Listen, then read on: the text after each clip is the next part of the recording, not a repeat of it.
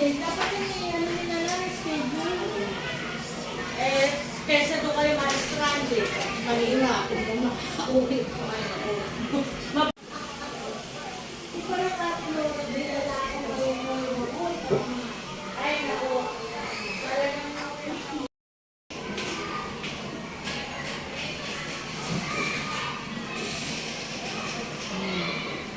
Guys, tingnan nyo, nagtaas na kami ng aming mga gamit dahil sa paparating na bagyo.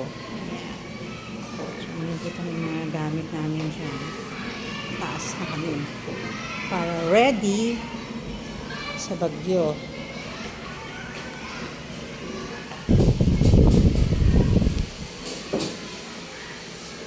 Mga importanteng documents, tinaas na namin.